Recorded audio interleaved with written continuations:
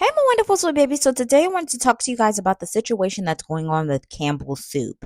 So allegedly, Campbell's soup is now under hot water simply because the VP of Campbell's soup, the good Campbell's soup, the VP actually came forth and stated that they're making Campbell's soup from like a 3D printer and it's for poor people and it's full of, all sorts and types of bad things for you and that he would never eat it. So now a person that works for Campbell's Soup is actually ready to sue them because, I guess they're trying to claim that they just weren't aware of these types of things and they're just, not accepting of the fact that the VP would say some things like this.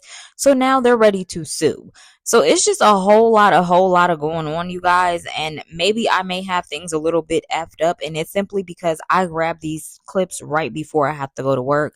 And I try to push out content as much as I possibly can before I have to go to work. So my apologies if I do got things a little bit messed up. I'll clarify it in my thoughts and once you guys see the clips. So let's first take a look at what the VP had to say, and then we'll get into the clip after of them pretty much explaining what the guy that's going to sue is doing. So go ahead and check this out. We have shit for poor people. Who buys our shit?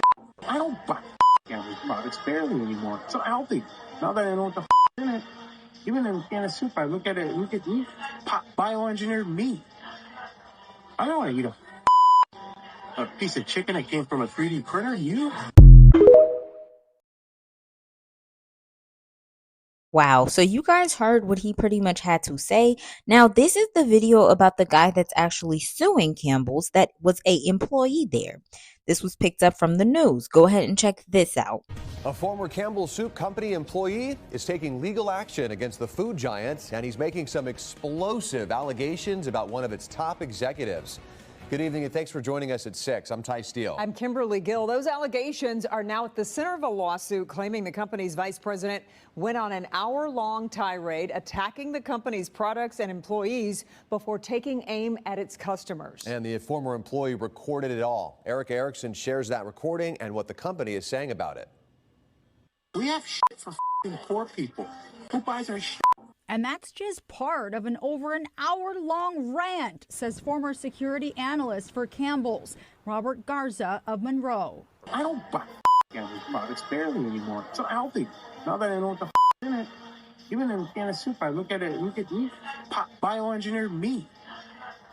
I don't want to eat a piece of chicken that came from a 3D printer. You? The recording allegedly of Campbell's VP and Chief Information Security Officer Martin Bally.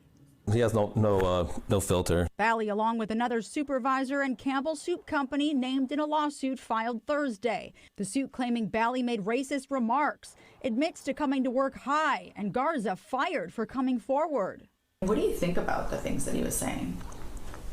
Oh, just pure disgust. Garza says he usually worked remotely for Campbell's headquarters, based in Camden, New Jersey.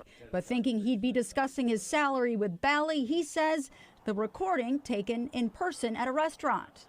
They couldn't think for the like these dumb Garza says he felt sick after the rant, deciding to go to his direct supervisor in January, keeping the recordings to himself. He had never had any disciplinary action. They had never written him up for poor work performance. Garza says no one at Campbell's ever followed up, and it's taken him 10 months to find a new job, calling the way the canned soup company handled it simply terrible. They have a motto, like we treat you like family, here at Campbell's, come work for us, we treat our employees like family. That's not the case. We did just receive a statement from Campbell's. It says, quote, "If accurate, the comments in the recording are unacceptable. They do not reflect our values and the culture of our company. We are actively investigating this matter." We've also reached out directly to Martin Bally. Erica Erickson, Local 4.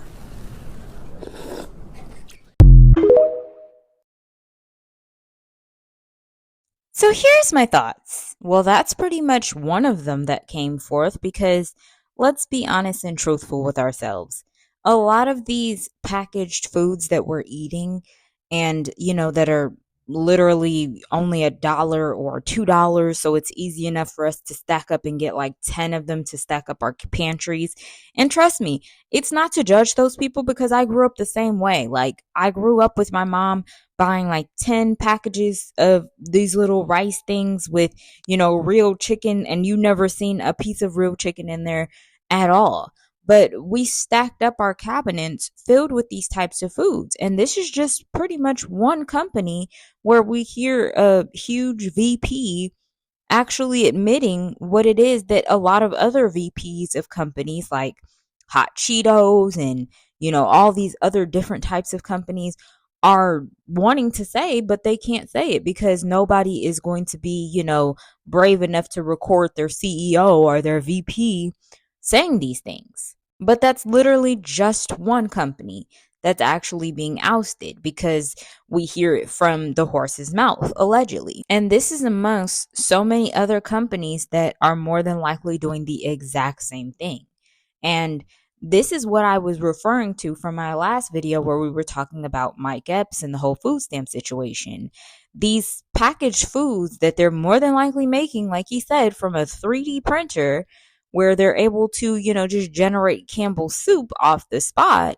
They're able to make all these different types of foods in mass supply, and they're able to just give you whatever to eat simply because it's looking at it like this. Now we can lowball the sales where we can sell this for like $1 in stores. So then that way people of poverty or people that are in lower incomes can actually be able to afford it because it's more easier for you to find $1 on the ground, or even for you to find maybe, $1 in food stamps or whatever. So you can afford these foods rather than buying like, $17 for premium actually cooked foods and being able to buy it there at a local restaurant where they use all natural ingredients. So it's more accessible. And how else do you think that they're able to supply the masses of this, especially with, food shortages and all these different types of things going on? There's always constantly salmonella in practically all the fresh ingredient foods like eggs, chicken, beef. There's always salmonella in lettuce, spinach, cucumbers, but you never catch salmonella in Hot Cheetos. You never catch salmonella in Campbell's soup. You never catch salmonella in any other kind of packaged foods either. You never catch it. And you want to know why? It's because they're creating them through 3D printers like this man is allegedly saying. And this may actually be the reason that Campbell's Soup goes out of business, because you got to think about it too. Like Campbell's Soup was really getting their sales around this time of year during like the fall and the winter when people would get sick and things like that. People were like, okay, I could just go make up some Campbell's Soup, be warm and things like that. Then they started creating the cream of chicken and the cream of cheese and the cream of wild rice and whatever. So then you can start adding it to your chickens, and that way you can start using that to bake your foods and things. And it's like then it kind of became more of like a year-round thing when they made them like a little personal packaged thing of like soup that you can do, and you could just simply pop it in the microwave and be able to eat it on the go. So it's really unfortunate because now this is going to maybe open up a can of worms for all different types of packaged foods. And you might start seeing more companies getting ousted for these types of things as well, because now the real question is, how are they able to mass supply all of this food when there's shortages in chicken, there's shortages in eggs and things like that? And how are you able to produce this stuff when there's all these shortages? It's unfortunate for the guy that lost his job, but it's fortunate enough for the people that actually are consumers of this and are putting this in their body. Because no matter how much you try to eat healthy, or no matter how much you try to sit here and eat the right things and go buy the inexpensive things so you're able to at least eat something, it's unfortunate that even the tops of the tops that are actually in charge of these companies know that these foods are bad and they still put it out there. It just shows you their moral and their integrity. And it's not towards people, it's towards their pockets. But that's my opinion. What's yours?